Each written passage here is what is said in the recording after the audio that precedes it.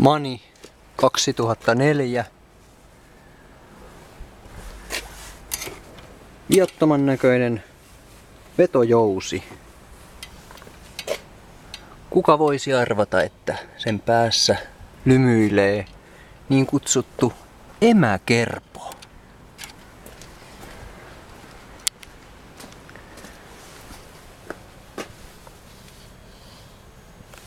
Siinä on reverse-triggeriä, sähköt, antennit, i-button ja DLKP ja tietysti display cable, kaikki ne härveleineen mukana.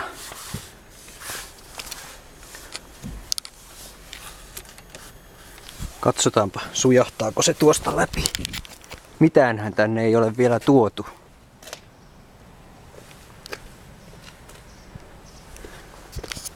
Katsotaan kuinka emäkerpo liikahtaa.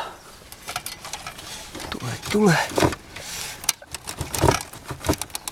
Saadaanko me se tulemaan sitten? Sieltä se tulee. Sieltä se tulee. Näin se tulee. Oi. Sieltä tuli emäkerpo. Kaikki kerralla. Vähän Mani hyvä laite. Kaikki tuli kerralla. Ei paljon tapeltu. Sitten vaan teipit irti ja boksi kiinni.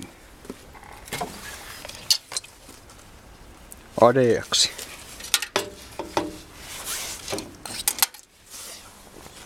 Emäkerpo.